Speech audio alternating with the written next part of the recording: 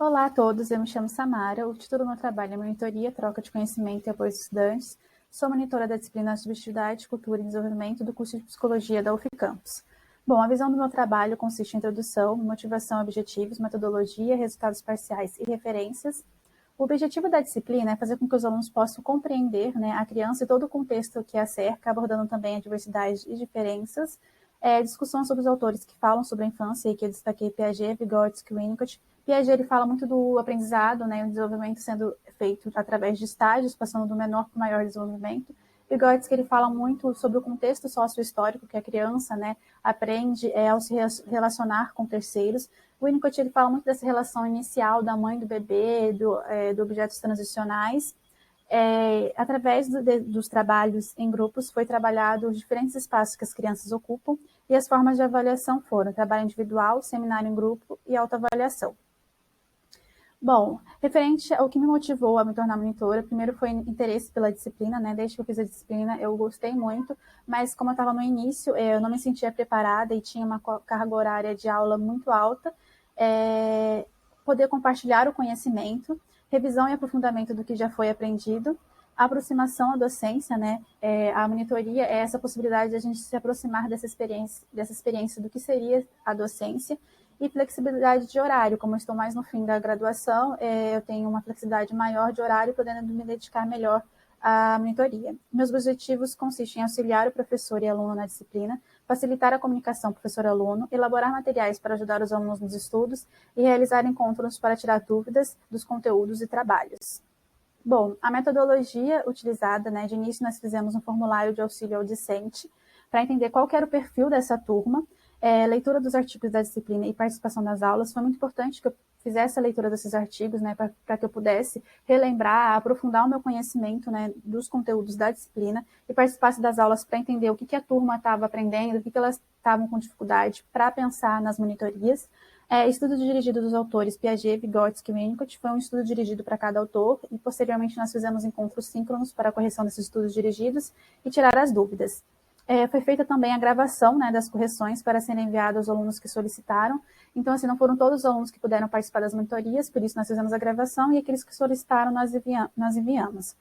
Encontro síncrono com os grupos para auxiliar na construção do trabalho. Esse tópico foi muito importante, esse encontro, ao todo foram 8 grupos, então nós nos reunimos com cada grupo para pensar na estratégia, de trabalho, porque eles teriam que ter pesquisa de campo, nós estamos no momento pandêmico, então, assim, as escolas estão fechadas, as crianças não estão na rua, o contato agora não é muito recomendado, então, assim, pensar em estratégias de como que seria feito esse trabalho, esse contato com as crianças, e juntamente com o grupo nós pensamos nisso.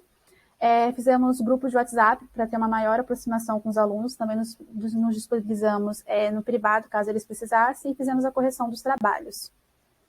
Bom, referente aos resultados parciais, nós fizemos uma autoavaliação, tivemos 52 respostas de 59 alunos. Referente à participação em aula e monitoria, nós tivemos 35 respostas de boa a excelente, 13 respostas como razoável, 4 respostas como suficiente e uma pessoa não respondeu. Referente ao aprendizado dos conteúdos da disciplina, ao todo foram 10 conteúdos, entre os seminários e as aulas expositivas. E entre esses conteúdos variava de 1 a 3 respostas como razoável. A maioria dos alunos respondeu que foi de bom a excelente o aprendizado nos conteúdos. Referente às atividades desenvolvidas que mais contribuíram para a formação, essa foi uma pergunta aberta.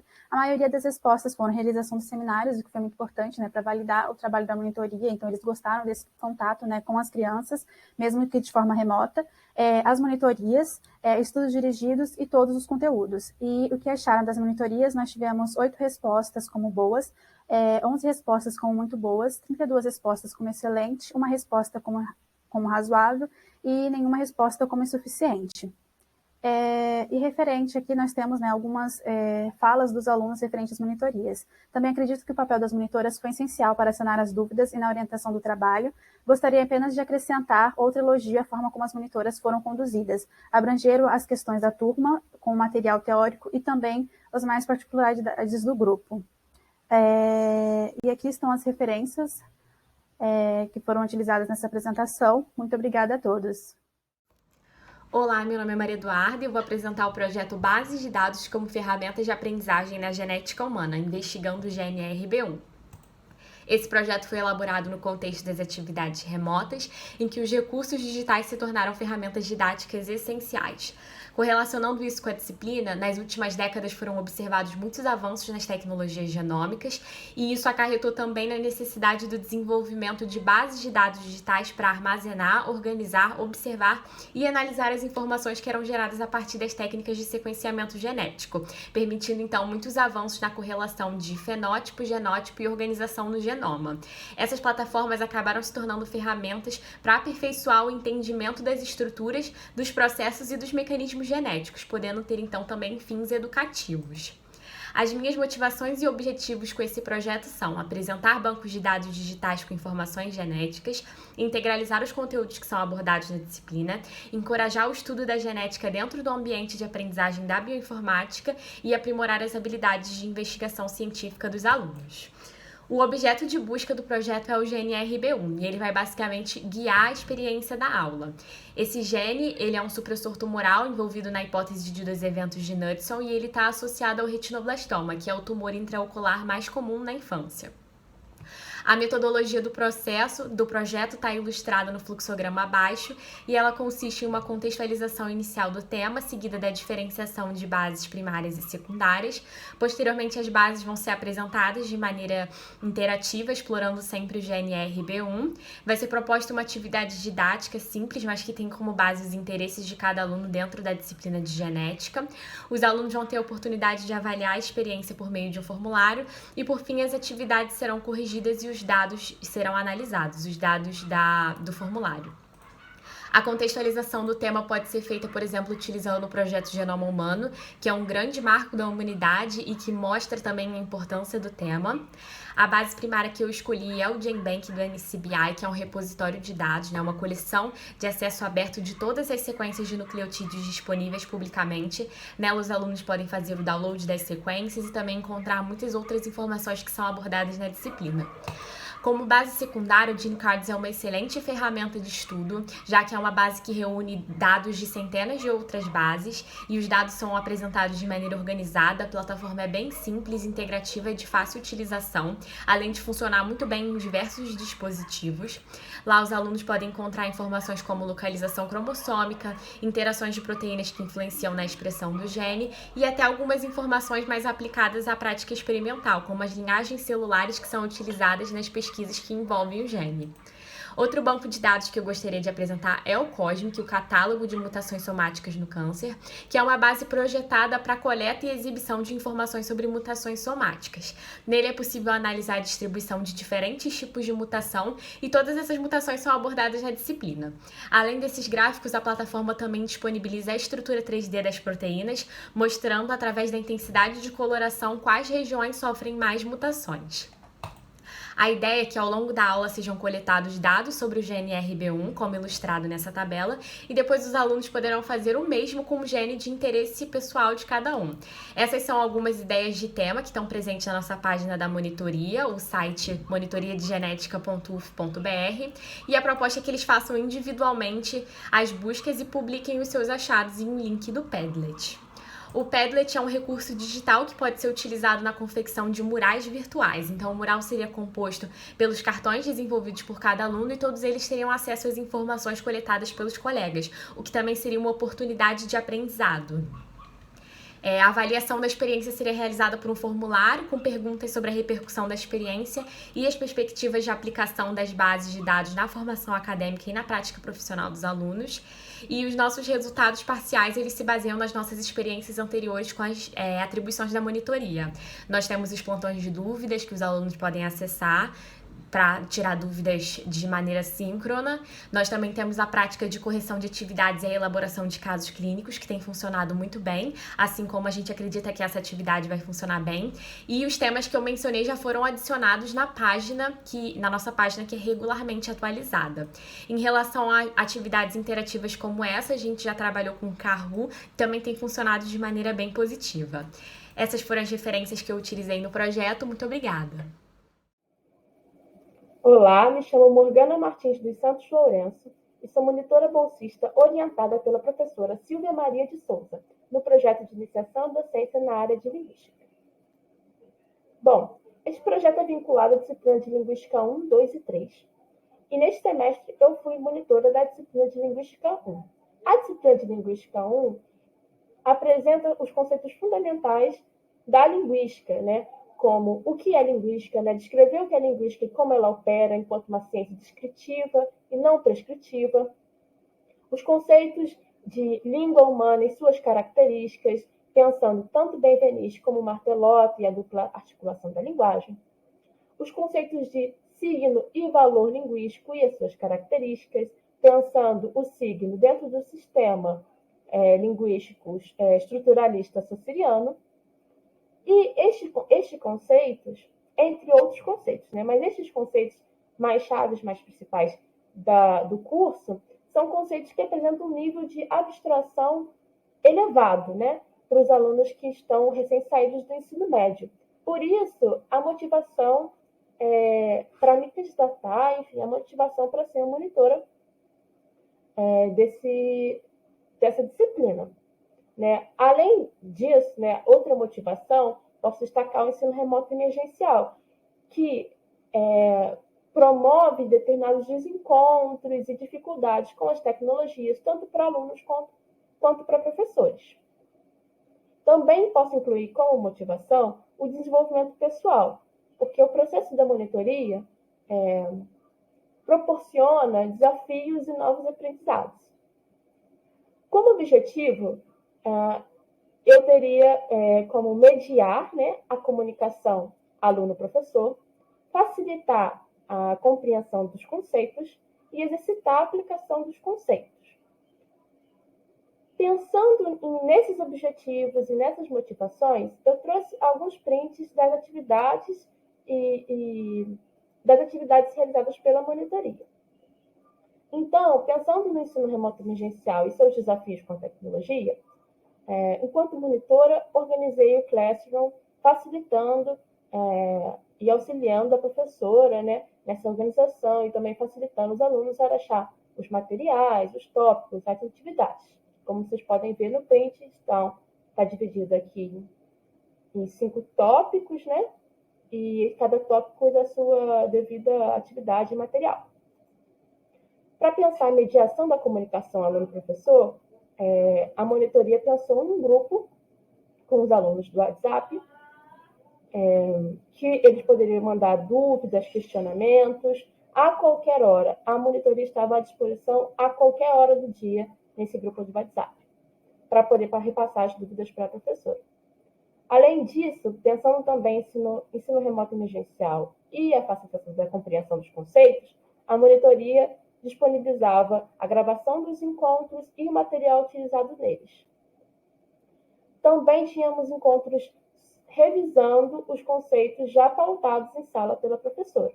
Aqui, também pensando na facilitação da compreensão, a monitoria disponibilizou uma série de materiais complementares para suprir, né, dúvidas extras dos alunos. Além disso, pensando tanto em compreensão, facilitar a experiência da aprendizagem, quanto na mediação da comunicação, a monitoria realizou formulários para mapear as dúvidas e o rendimento dos alunos com perguntas-chave para que a professora pudesse mapear a turma, como vocês podem ver no print. Então, para sistematizar esses prints que eu fui mostrando, eu trouxe aqui os tópicos da metodologia utilizada ao longo desse semestre da monitoria. A organização do Classroom, o primeiro print, comunicação com os alunos via WhatsApp, encontros gravados e disponibilizados no Classroom, materiais suplementares compartilhados no Classroom, formulários para o mapeamento das necessidades dos alunos, correção de atividades com a supervisão da professora orientadora. Enquanto resultados parciais, temos o desenvolvimento pessoal e experiência e o feedback positivo dos alunos. Aqui temos um print demonstrando o feedback positivo dos alunos. E a nossa referência bibliográfica. Olá, meu nome é Joana dos Santos Rosa e irei apresentar um pouco do que fizemos no projeto de monitoria Morfofonologia e Ensino de Língua Portuguesa, sob orientação da professora doutora Elaine Mello. Esta apresentação tem como título A Monitoria de Língua Portuguesa 4 e Língua Portuguesa 5, Professores em Formação. Neste trabalho, apresentaremos algumas observações que fizemos sobre a percepção que os graduandos têm da disciplina. Também falarei sobre o meu papel desempenhado enquanto monitor e sobre alguns resultados parciais obtidos. Comecemos pelas motivações que me levaram a querer uma vaga no projeto. Ressalto, primeiramente, a importância do projeto em me proporcionar a possibilidade de aprender, mais aprofundadamente, conteúdos importantes para a sequência da minha carreira acadêmica. E também a possibilidade de desenvolver minhas competências de ensino e adquirir um pouco de experiência com a docência no nível superior. Acerca das motivações do projeto, ressaltamos a iniciativa de atender os estudantes do curso de Língua Portuguesa 4 e Língua Portuguesa 5 e a promoção da reflexão sobre fenômenos morfofonológicos do português, dentro de um espaço interativo online. Sobre os objetivos do projeto, ressaltamos o de auxiliar os alunos na compreensão de textos teóricos, algo que percebemos como sendo uma de suas dificuldades, e pessoalmente falando, como sou oriundo do regime EAD, pelo convênio com o CEDERJ, pude compartilhar um pouco da minha experiência com os estudantes do curso presencial em regime remoto.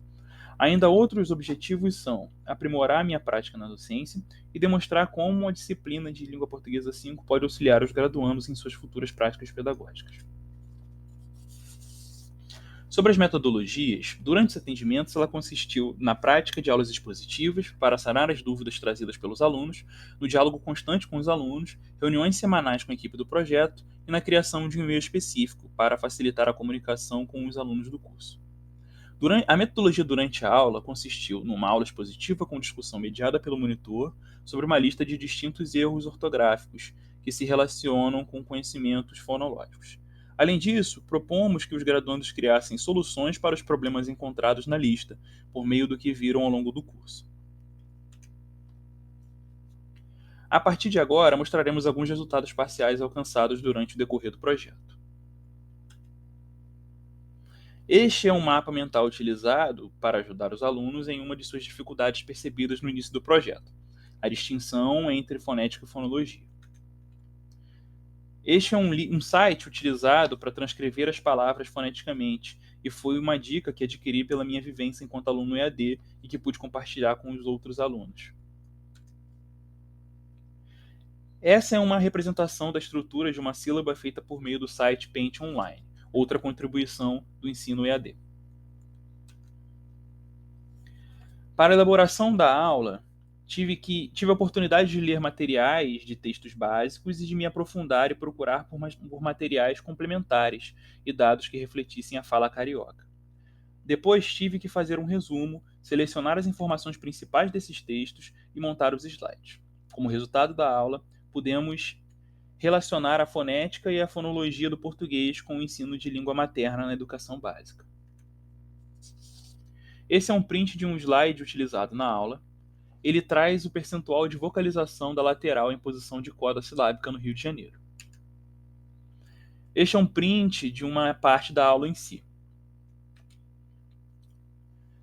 Esses são recortes de uma atividade feita pelos alunos. A atividade pedia para que os graduandos procurassem fenômenos presentes em textos reais de alunos da educação básica que são oriundos da oralidade, e que depois os explicassem de acordo com o que foi exposto na aula de fonética e de fonologia do curso. Como a monitoria continua, para o próximo período procuraremos desenvolver mais materiais e começar a divulgá-los por meio das redes sociais, trabalhar com a disciplina de Língua Portuguesa 4, Morfologia de Língua Portuguesa, e dar mais foco a assuntos de interface entre a fonética, a fonologia e a morfologia. Muito obrigado. Olá, boa tarde. Eu me chamo Ana e vou ser a voz que vai guiar o presente trabalho intitulado A Experiência da Monitoria em Cognição no Ensino Remoto, orientada pelos professores Eduardo Henrique Pazes Pereira e Johnny Menezes Álvares. Essa voz que vos fala é da monitora bolsista, me chamo Ana Carolina. Porém, não faço esse trabalho sozinha, estou acompanhado de 3 outros monitores, sendo eles Esther Borges, Felipe Portugal e Nicole Tangorra, que compõem o projeto de ensino da monitoria em cognição. Cognição é uma disciplina ofertada no primeiro período do curso de graduação em psicologia. Ela é uma disciplina obrigatória e que tem uma peculiaridade de ser que abre alas para o contato dos alunos com as diferentes psicologias, as diferentes abordagens, sendo a psicologia uma ciência não uníssona, que não congrui. Diante do remoto, essa disciplina foi dividida em 2 turmas, com 30 alunos cada um.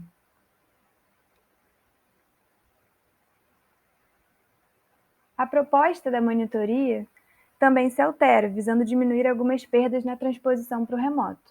Com isso, além de facilitar o processo de aprendizagem do conteúdo extenso da disciplina, objetivamos também promover a integração entre os alunos, uma vez que eles chegaram na universidade. Nunca estiveram no Gragoatá e na monitoria tiveram a oportunidade de interagir socialmente com os monitores e entre si, fomentando nesse sentido espaços de sociabilidade acadêmica para além do ensino, tendo em vista que a formação em psicologia se dá também no coletivo. Junto a isso, integra a proposta o esforço de promover a inclusão digital, democratizando o acesso aos materiais e às aulas. Para alcançarmos esses objetivos, utilizamos os textos de apoio, que são base para as aulas lecionadas pelos professores, reservando à monitoria o lugar do espaço de encontro. Os alunos lendo os textos sozinhos tinham um certo entendimento, mas quando líamos com eles conseguiam perceber outras informações e construir novas relações a partir disso. Focamos bastante nos textos de base da disciplina, lemos com os alunos alguns trechos importantes, desenvolvendo mais cada tópico, para que a informação do texto ficasse mais acessível para eles. Após a primeira experiência, para nós monitores, foi possível perceber alguns resultados parciais, como a capacidade de trabalhar em equipe, lateralizando a relação de transmissão de conhecimento. Espaço de troca e vínculo que tivemos com os alunos e com o orientador. Uma troca de conhecimento e de vivências entre pessoas que já percorreram uma trajetória acadêmica mais longa e pessoas que estão iniciando agora os seus percursos. Então, conseguimos aproveitar perspectivas de pessoas que estão em diferentes momentos dentro da vida acadêmica. A progressão na minha capacidade de articular as ideias, principalmente por ter tido esse tempo de 2 semanas entre as monitorias. Além, é claro, do aprofundamento teórico por meio de uma nova apreensão do conteúdo da disciplina. Em relação aos alunos, cerca de 20 alunos nas monitorias, com frequência. Nós notamos bons resultados nos estudos dirigidos, com boas discussões, o que resultou em boas notas para os alunos. Além disso, se observou uma participação com relação à universidade, no quesito de vários alunos ingressarem em grupos de estudo, motivados pelas discussões nas aulas e monitorias. Tanto para responder dúvidas, quanto para lançar questões provocativas durante o espaço de monitoria, que possibilitasse uma melhor ambientação dos alunos com a matéria. Os encontros foram um possibilitador de integração entre os alunos, criaram uma certa relação de vínculo entre eles. Como nós sempre criávamos um espaço muito dinâmico de troca e construção de entendimento, eles relacionavam os assuntos com a vida deles. E nós abordamos também outros assuntos que também permeiam o processo de aprendizagem, mas não são necessariamente acadêmicos, como assuntos familiares e de trabalho. Bom, essa foi a nossa experiência da monitoria no projeto de ensino da cognição. Encontramos dificuldades em fomentar referenciais teóricos diante do ensino na pandemia. E é isso. Obrigada. Olá a todos. Essa é a apresentação do projeto Jogos Cirúrgicos, uma nova abordagem de ensino remoto em cirurgia geral. A monitora responsável sou eu, Ellen Caroline da Silva Moura, que foi orientada pelo professor André Figueiredo Aceta. Esse é um projeto da Faculdade de Medicina associado ao Departamento de Cirurgia Geral Especializada, vinculado à disciplina de trabalho de campo supervisionado 4A. Bom, a disciplina de trabalho de campo supervisionado é uma disciplina essencialmente prática, assim como toda a educação médica. Isso exige recursos que aproximem o aluno da prática médica.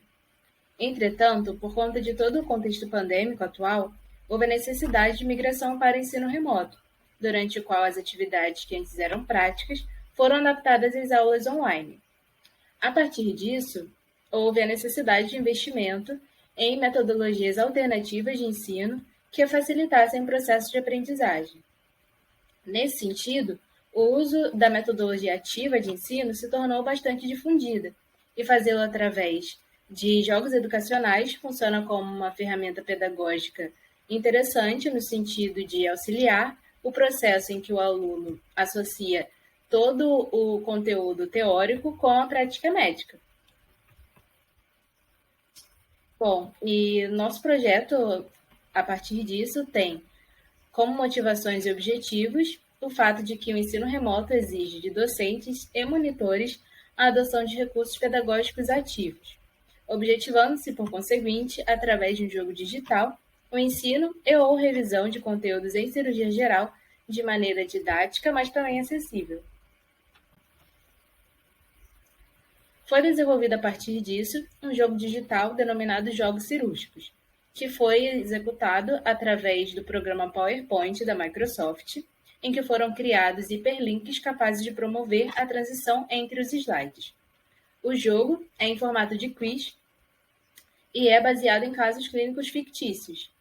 Foram selecionados ao todo 8 casos e 21 questões, com 4 opções de resposta cada. E então, a partir da alternativa que o aluno escolhe, ele é direcionado a um caso clínico diferente ou a um desfecho clínico diferente, conforme o vídeo demonstrativo a seguir. Nessa fase do jogo, por exemplo, nós temos a representação de um tabuleiro, assim como a representação de um ícone de cirurgião, que representa em que casa do tabuleiro o aluno parou e assim em que fase do jogo o aluno está. Caso ele aperte a tecla direita do seu teclado ou clique sobre a imagem, ele tem acesso à descrição do caso. E a partir disso, ele pode decidir qual a melhor conduta em relação a esse caso clínico fictício. Nesse caso em específico, caso o aluno decida por indicar a endoscopia digestiva alta, por exemplo, ele tem acesso ao resultado deste exame, assim como o resultado de outros exames que ainda não tinham sido citados no caso. E, a partir disso, ele pode decidir qual a melhor conduta nesse caso em específico. E caso ele acerte, ele consegue avançar casas em relação ao tabuleiro e assim avançar no jogo. Foram realizados, então, encontros com a turma. Esses encontros foram realizados de maneira síncrona através de reuniões no Google Meet. Nesse período, através de tela compartilhada, a turma conseguia responder ao quiz e assim prosseguir no jogo virtualmente. Após cada caso, o conteúdo da disciplina abordado nesse caso em específico foi revisado através de slides formulados no site Canva e apresentados em tela compartilhada com a turma. Em relação aos nossos resultados parciais, a turma participante durante o período letivo de 2021.1 apresentou ao todo 88 alunos. Entretanto, apenas 16 participaram dos encontros síncronos. E desses, apenas 10 responderam à pesquisa de satisfação após as atividades, o que evidenciou uma taxa de recomendação em 100% dos casos. E, além disso, a atribuição de nota 10 pelos alunos participantes em 80% dos casos. E essas foram as nossas referências bibliográficas. Muito obrigada.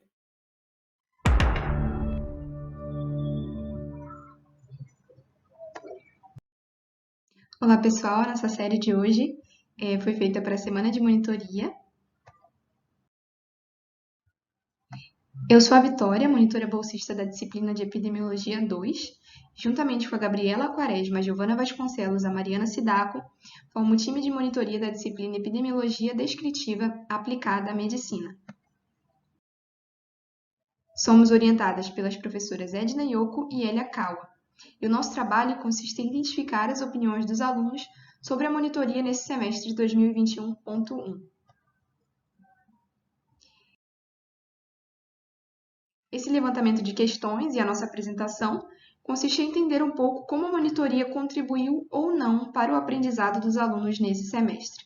Então, para isso, nós fizemos um questionário no Google Forms com as turmas D1, D2, D3 e D4, que era composto por 5 perguntas, sendo 4 objetivas e uma discursiva. Também colocamos uma área para sugestões. Tivemos 51 alunos participando, e lembrando que nossa disciplina tem 77 alunos inscritos. A nossa primeira pergunta ela foi: como você avalia sua frequência na monitoria? Então, 6 alunos disseram que foi ótima, 4 alunos que foi boa, 22 alunos responderam que foi regular e 19 alunos que foi ruim. Durante o início do semestre, a gente percebeu que poucos alunos estavam frequentando as monitorias. Então, como a gente pode observar nesse gráfico de pizza, confirmou um pouco da nossa percepção. Mas com o passar do tempo, o aumento da quantidade de conteúdos e da complexidade e dificuldade dos exercícios, já que esses eram de matéria acumulada, então o conteúdo que passou a ser exigido era um conteúdo não somente daquela aula, mas também de outras aulas passadas, a gente percebeu um aumento da presença dos alunos nas monitorias. A segunda pergunta foi se a monitoria ajudou na resolução dos exercícios, e nessa, 18 alunos responderam que fizeram as questões sem a monitoria, 32 alunos responderam que a monitoria ajudou a resolver melhor as questões, e um aluno respondeu que o grupo dele não teve muitas dúvidas, mas as que tiveram foram bem sanadas. Então, a gente pode perceber, né, que mais da metade dos alunos conseguiram ter um desempenho melhor nas questões por conta das monitorias. Isso nos deixa muito alegres e também nos ajuda a entender a importância da monitoria na consolidação do conteúdo através desses exercícios. A terceira pergunta foi se a monitoria ajudou na elaboração do seminário. 3 alunos disseram que ela não ajudou, 12 alunos disseram que ela ajudou pouco e 36 alunos disseram que a monitoria ajudou bastante na elaboração do seminário. O período de elaboração do seminário foi, sem sombra de dúvidas, aquele período em que a gente teve mais alunos presentes nas monitorias. E geralmente estava presente até mais de um aluno para tirar dúvida do mesmo trabalho. E a gente não pode deixar de mencionar como as aulas síncronas e a dedicação das professoras foi também uma peça fundamental no aprendizado tanto dos alunos quanto no nosso, que somos também alunos. A quarta pergunta foi se a monitoria ajudou na consolidação do conteúdo. 6 alunos disseram que ajudou pouco, 16 alunos disseram que ajudou parcialmente, 25 alunos disseram que ajudou muito, 2 alunos disseram que não tiveram tempo de participar das monitorias, um aluno disse que estudou a maior parte por ele mesmo e um aluno disse que não pôde participar das monitorias por conta do horário. A nossa última questão foi a discursiva. Nós pedimos aos alunos que escrevessem pontos fortes e fracos da monitoria. Então, a partir de um compilado das respostas deles, nós trouxemos aqui alguns dos principais pontos levantados. Foram eles que as monitoras esclareceram os detalhes na correção dos exercícios, e isso foi muito bom para eles, que as monitoras estavam empenhadas em solucionar as dúvidas, que as monitoras foram atenciosas e solícitas, e também eles gostaram da organização da monitoria em revisão do conteúdo mais dúvidas, e que as monitorias fizeram toda a diferença na elaboração dos seminários. Um ponto fraco levantado foi em relação ao horário de monitoria, e foi um aluno que não pôde estar presente, mesmo com o horário decidido pela turma. Então, para o próximo semestre, a gente pretende buscar manter, na medida do possível, o ritmo na correção dos exercícios semanais, assim como os feedbacks com relação aos erros, que foi algo que eles gostaram bastante, assim como nos manter solícitas e dispostas a solucionar as dúvidas dos alunos, contando sempre com as professoras. Muito obrigada! Olá, eu me chamo Pedro Guilherme e esse breve vídeo faz parte do processo de avaliação da monitoria 2021. Eu fui orientado pela professora Tânia Gouveia Thomas e o título do nosso trabalho é Aprendendo Neurofisiologia através da contação de histórias clínicas. Bom, o ensino da medicina tem se mostrado árido e desconexo da vivência prática médica, principalmente nos semestres iniciais. Nesse contexto, modelos alternativos como PBL e os próprios casos clínicos vêm ganhando espaço no cenário de ensino. O grande desafio é buscar mais aplicabilidade e tornar o encontro síncrono mais dinâmico. Bom, a contação de história é uma habilidade humana única e fundamental, mas pouco se sabe sobre seus efeitos psicológicos e fisiológicos. Esse artigo é interessante porque ele mostra que a contação de história é responsável por aumentar a ocitocina e aumentar as emoções positivas e diminuir o cortisol, que é o hormônio relacionado ao estresse, e a dor em crianças que eram hospitalizadas.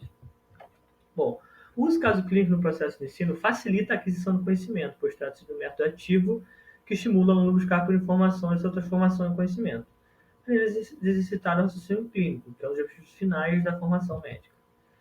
O nosso trabalho principal era utilizar a estratégia de exposição de história para fixar conceitos fundamentais em neurofisiologia. E secundário é introduzir aspectos importantes da vivência prática a fim de fortalecer o aprendizado da profissão. Como é que era feito o nosso trabalho? Os alunos eram expostos a uma aula que continha os conceitos fundamentais da neurofisiologia de maneira síncrona. Em seguida, eram elaborados casos clínicos e os pacientes eram personagens icônicos. Em cada caso, continha o conteúdo essencial previsto da disciplina, que ele deveria aprender com aquele caso. Em seguida, era feita uma discussão que os alunos podiam participar, lendo as histórias e tirando dúvidas sobre os conceitos.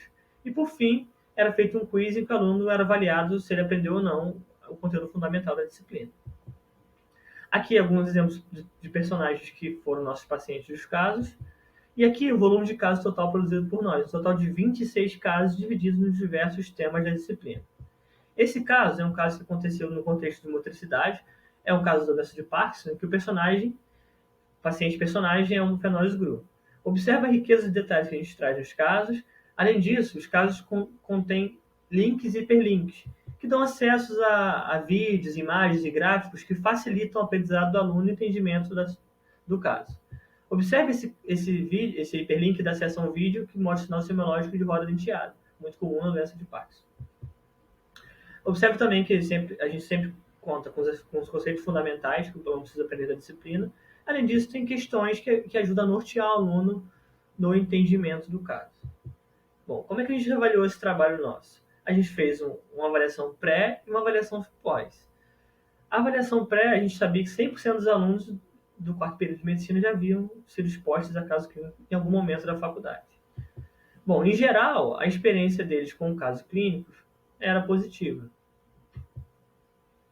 Bom, e a gente perguntou se eles acreditavam que os casos clínicos poderiam contribuir para fixar o conhecimento de neurofisiologia. E mais de 90% dos alunos acreditavam que sim, os casos clínicos poderiam contribuir. E como é que foi isso? Né? Na verdade, essa expectativa tornou-se realidade, né? Já que mais de 95% dos alunos conseguiram compreender parte dos conceitos fundamentais de neurofisiologia ou todos os conceitos.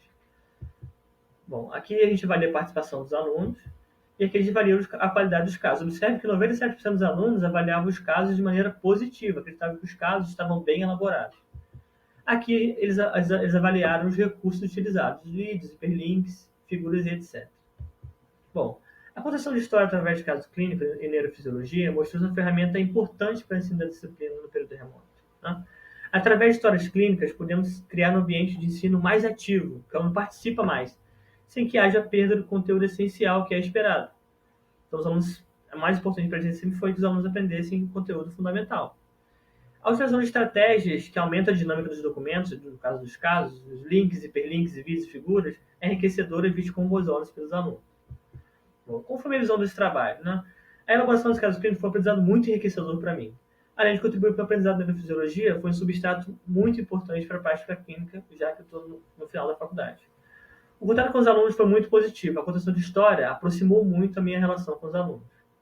E, embora a elaboração de casos clínicos seja um processo complexo, ele contribuiu, assim, excepcionalmente para o meu aprendizado.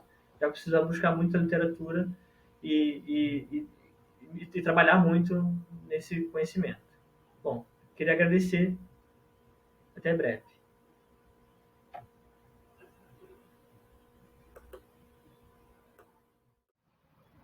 Boa tarde, meu nome é Jéssica Sagué da Silva e eu sou graduanda do 9º período de enfermagem pela Escola Aurora de Afonso Acosta.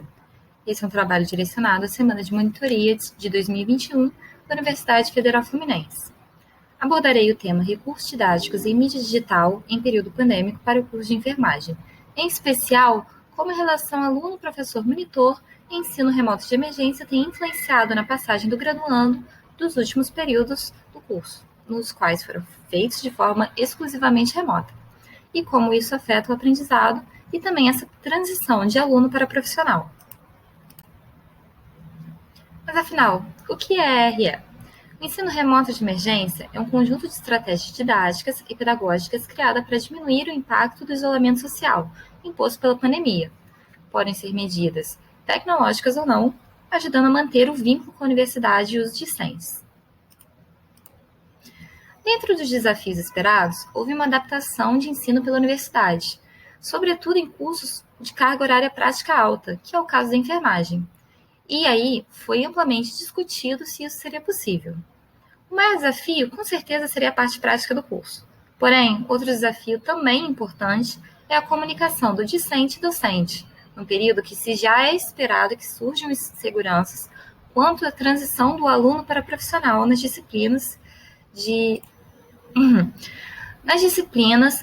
trabalho monográfico 1, 2 e 3, essa comunicação é estabelecida no ambiente virtual Google Meets e na plataforma Google Classroom. Esse é um fluxograma dos últimos 3 períodos, onde são oferecidas as disciplinas de TM 1 a 3. O objetivo da disciplina é acompanhar e orientar o discente na construção da pesquisa, o direcionando na estruturação do trabalho de conclusão de curso, o TCC. Durante o currículo, existem também outras disciplinas que também abordam pesquisa, mas esse é o primeiro momento que o aluno está diante ao seu próprio TCC. Mas como conciliar as matérias mais exigentes do curso com a entrega do TCC? A principal forma de comunicação discente-docente é a plataforma Google Classroom. Mas e essa insegurança? Como a falta de contato da forma presencial afeta isso? Com isso, nesse momento, a comunicação é algo importantíssimo. Foi estabelecido um instrumento de checklist na disciplina de TM, sendo esses passos necessários para a construção do TCC e assim na conclusão do curso. O objetivo desse checklist é simplificar os passos a serem seguidos para a entrega do TCC.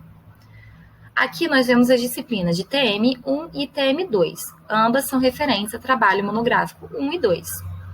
Em TM1, o primeiro item é a carta no qual o discente apresenta a um professor de sua escolha, no qual formaliza um pedido para orientação. No segundo item, onde se lê pré-projeto por escrito, do que se trata o seu projeto, e assim como qual tema é abordado e quais questões específicas, como metodologia, marcadores e etc.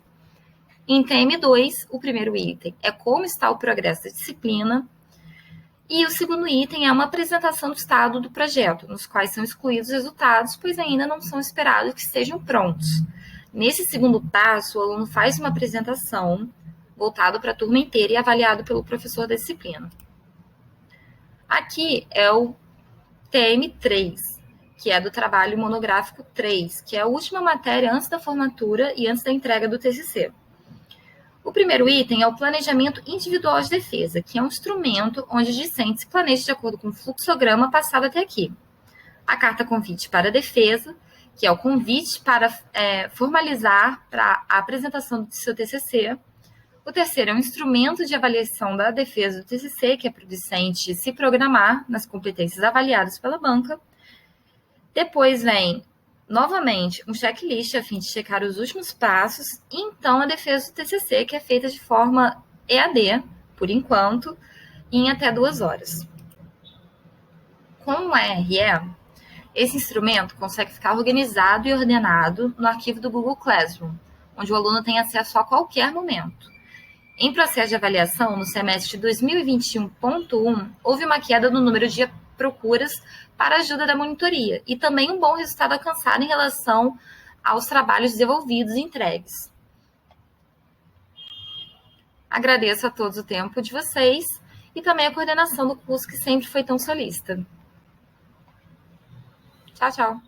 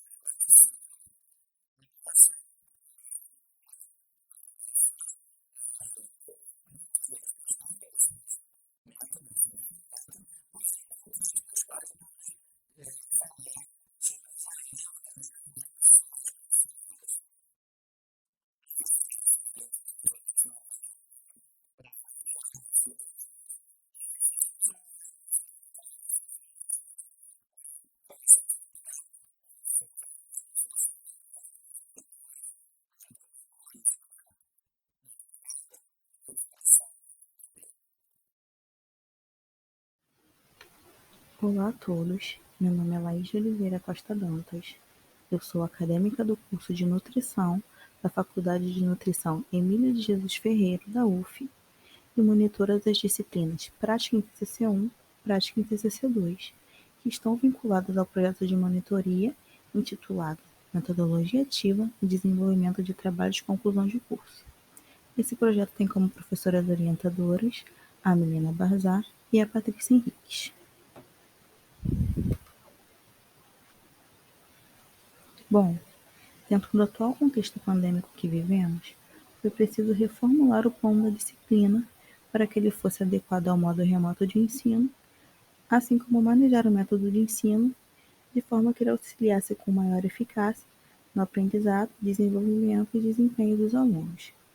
Para isso, buscamos adotar metodologias ativas de ensino e aprendizagem, visando dar aos alunos autonomia em seus processos de aprendizagem e realização de tarefas.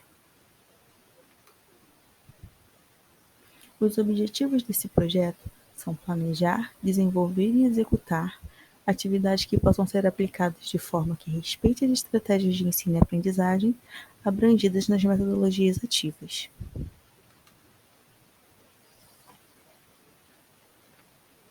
Eu iniciei minhas atividades como monitora, auxiliando na elaboração de um planejamento de aulas e atividades, que seriam publicados no Classroom ao longo do período.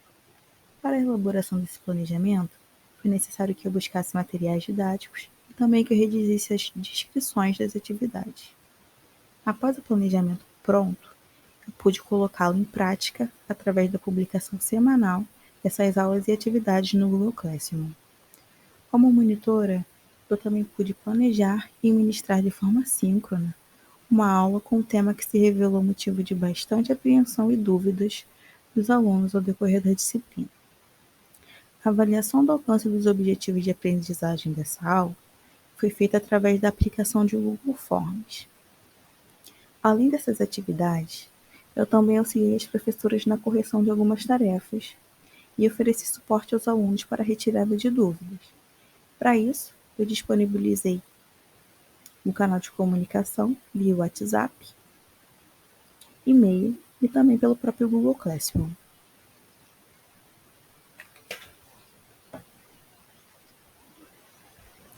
Até então, eu só pude ministrar a aula e aplicar o questionário de avaliação em uma turma, e os resultados parciais são bem positivos e demonstram um alcance satisfatório dos objetivos de aprendizagem.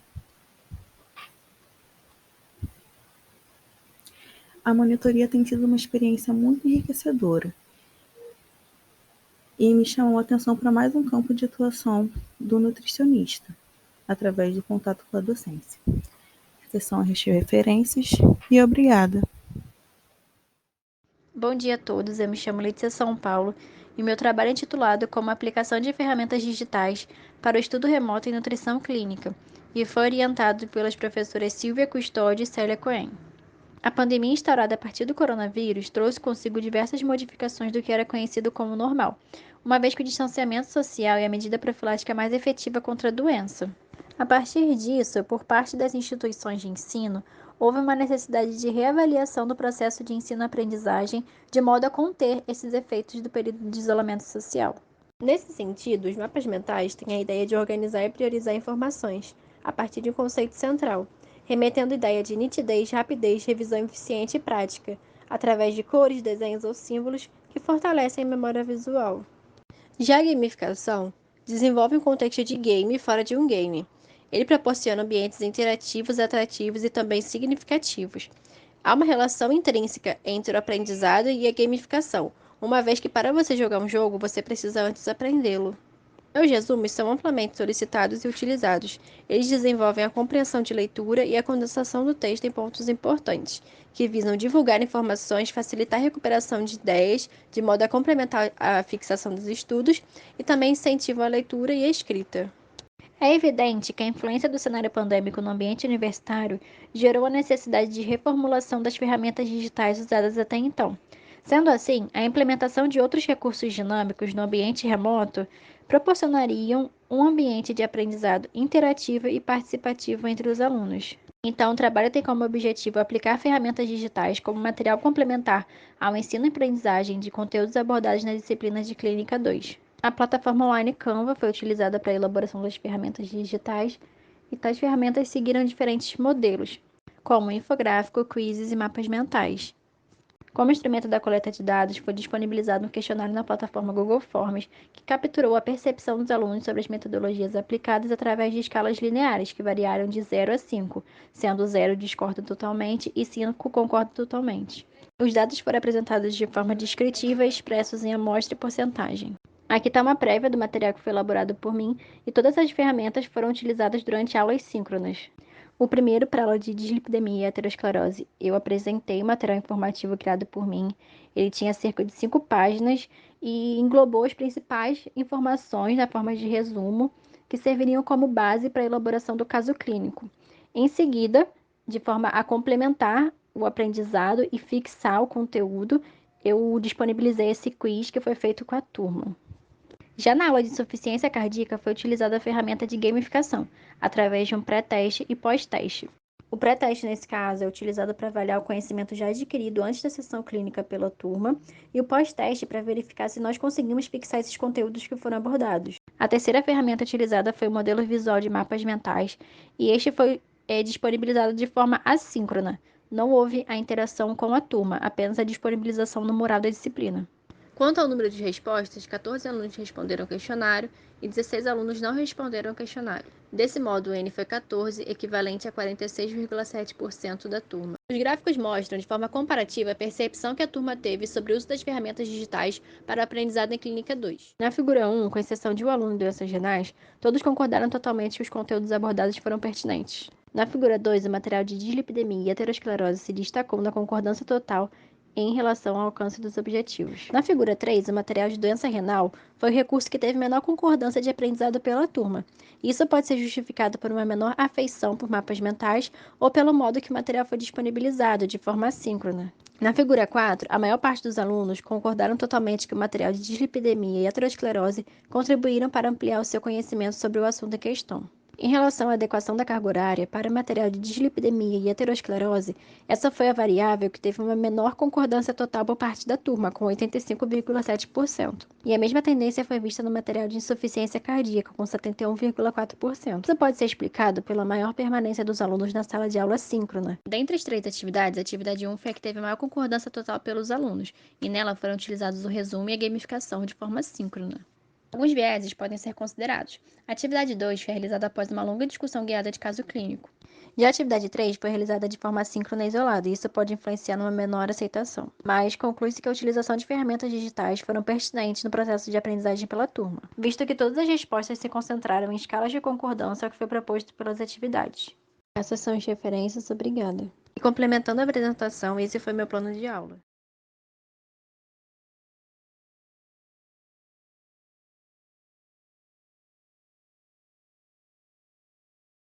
Falar sobre o dimensionamento de um foguete experimental com Aerolab. Eu sou o monitor João Augusto de Oliveira Campos Calheiros e o professor orientador é o professor Henrique Massage da Fonseca, de Mecânica dos Fluidos. Esse trabalho é um trabalho para semanas de monitoria. Na introdução, a gente vai falar sobre o programa Aerolab, projeto de lançamento estável de um foguete para fins de hobby e também para fins de motivação dos alunos de mecânica dos fluidos. Aqui a gente tem um desenho esquemático que a gente tirou do site da NASA. Nesse desenho a gente pode observar a estrutura de um foguete, bem como suas partes constituintes. Em relação à motivação e objetivos, a gente tem 3 tópicos: estabilidade, controle, distribuição de peso do foguete. E um dos pontos muito importantes que a gente vai abordar aqui é o centro de gravidade, relacionado à estabilidade do foguete. O centro de gravidade, ou CG, é um ponto a partir do qual pode-se tomar um apoio, estando um corpo num campo gravitacional, e se tomado o apoio neste ponto, o corpo permanece em equilíbrio. O centro de gravidade é um ponto a partir do qual o foguete sempre vai tender a girar. Ele não vai girar em torno da cauda dele ou nem mesmo do nariz. Ele sempre vai tender a girar em torno do centro de gravidade. O centro de pressão é um outro ponto muito importante nessa consideração. Ele está envolvido com as forças de superfície que agem sobre o foguete. Essas forças, quando integradas, resultam numa força, e essa força é tomada a partir do centro de pressão, ou seja, essa força resultante das forças de superfície, ela acaba sendo tomada a partir do CP. A estabilidade do foguete está relacionada à posição desses dois pontos. Um foguete será estável somente se o seu centro de pressão estiver atrás de seu centro de gravidade. Aqui a gente tem na figura duas situações em que o CP está embaixo, né, do centro de gravidade, como a frase indica. No caso, o foguete da direita é mais estável porque o centro de pressão está mais abaixo, está mais perto das aletas aqui do foguete. Metodologia. Com este programa, pode projetar um projeto preliminar de um foguete e encontrar o seu CG e CP. É possível também a obtenção do coeficiente de arrasto do modelo e uma estimativa de seu peso total. A gente tem aqui a tela do programa para fins de visualização. E aqui a gente tem o resultado do coeficiente de arrasto. A gente tem dois tipos de situação na simulação. Uma situação em vermelho, da curva vermelha, que é um foguete sem a propulsão, e da curva em azul, com o foguete com propulsão. Nesse gráfico a gente pode observar o coeficiente de arrasto em função do número de Mach. Pode ser observado nesse gráfico que o número de 0,40 é um valor para coeficiente de arrasto encontrado na literatura, que é um valor que indica uma certa estabilidade. Acima desse valor é um valor que causa instabilidade para o foguete. Abaixo dele, estabilidade. Aqui a gente tem os resultados parciais para o centro de gravidade e para o centro de pressão. Nesse caso, eu optei por não colocar as aletas no foguete, o que causou com que o centro de pressão se deslocasse para perto do nariz do foguete. Ou seja, aqui nós temos um centro de pressão que está perto do nariz e um centro de gravidade que está aqui mais perto do meio do foguete, o que configura uma situação de instabilidade. Então aqui mostra a importância da localização desses dois pontos e como a gente pode encontrá-los utilizando o Aerolab. Muito obrigado e até mais.